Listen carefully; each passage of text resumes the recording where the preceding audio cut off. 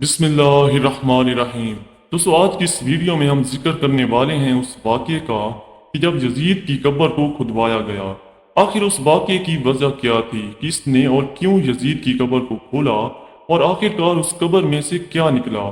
یہ واقعہ یزید کی وفات کے کتنے سال بعد پیش آیا۔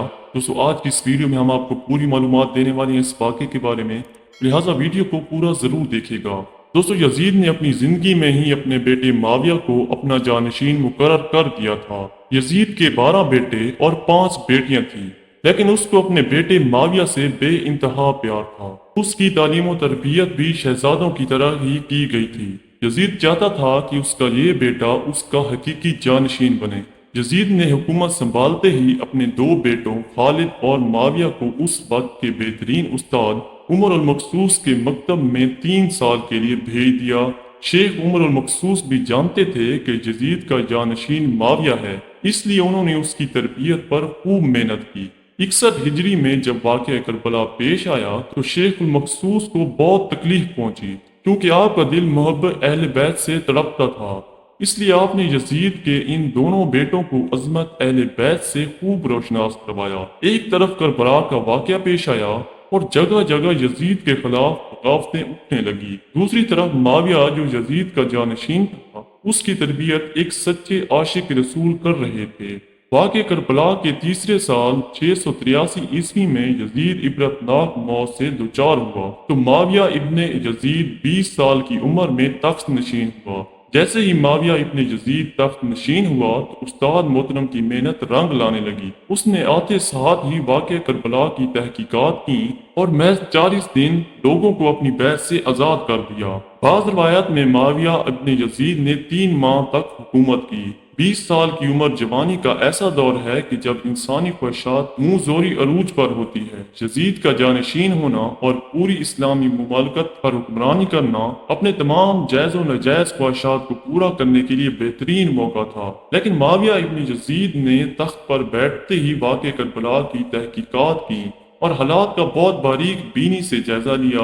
جب اس نے دیکھا کہ میرے باپ نے اسلام اور مسلمانوں کو کس قدر عظیم نقصان پہنچایا ہے، اس نے محسوس کیا کہ وہ ایک دورے پر کھڑا ہے کہ حکومت کی بھاگ دوڑ تھامے رہے اور ظلم و ستم اور عیش و عشرت کا بازار گرم رکھے، یا تخت و تاج کو چھوڑ دے اور اپنے آپ کو ان ہولناک گناہوں اور ان کے دردناک عذاب سے دور رکھے۔ بالآخر اس نے فیصلہ کر ہی لیا۔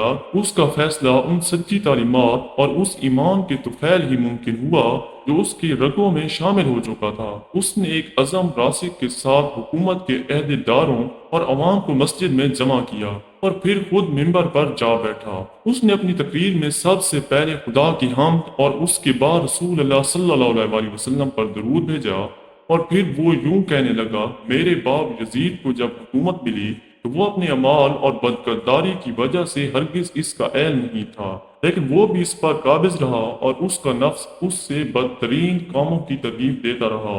وہ اپنے برے کاموں پر بھی فخر کرتا تھا اور اس نے خدا کی بتائی ہوئی حدود سے تجاوز کیا۔ رسول اللہ صلی اللہ علیہ وسلم کی اولاد پر اس نے بدترین مظالم ڈھائے، لیکن اس کی حکومت کی مدت بہت ہی تھوڑی تھی اور بہت جلد اس کی شرمناک زندگی کا خاتمہ ہو گیا، اور آج وہ اپنے اعمال کے حساب کتاب میں الجھا ہوا ہوگا۔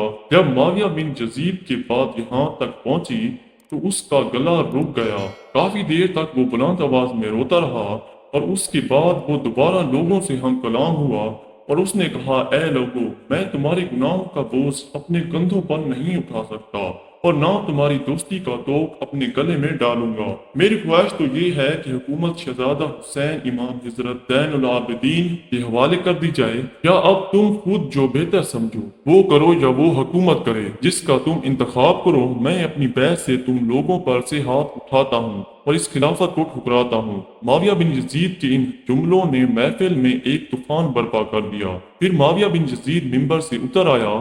اس کی ماں اور دیگر عزیز و اقراب آئے تو دیکھا کہ روئے جا رہا ہے۔ اس کی ماں نے کہا، کاش تم حیض کا فطرہ ہی ہوتے اور میں تمہاری خبر نہ سنتی۔ اس نے کہا، خدا کی قسم میں بھی یہی چاہتا ہوں۔ اگر میرے خدا نے مجھے معاف نہ کیا تو میرے لیے برا ہوا۔ اس کے بعد بنو امیہ نے اموی شہزادے مروان بن حکم کے ہاتھ پر بیعت دی اور اس تخت پر بٹھا دیا۔ مروان نے اپنا دارالحکومت مستقل طور پر دمشق منتقل کر دیا۔ بنو امیہ نے شیخ عمر المقصوص کو زندہ در گور کر دیا کہ تم نے ایسی تربیت کیوں کی کہ معاویہ بن یزید نے بھرے دربار میں بنو امیہ کو رسوا کر دیا۔ اس کے چند دن کے بعد ہی معاویہ بن یزید کو زہر دے دیا گیا۔ 684 عیسوی سے 685 تک مروان بن حکم نے حکومت کی۔ پھر اس کی وفات کے بعد مروان کے بیٹے عبد الملک نے 685 سے 705 تک ایک طویل عرصے تک حکومت کی۔ پھر 705 عیسوی سے 715 تک عبد الملک کے بیٹے ولید نے حکومت کی۔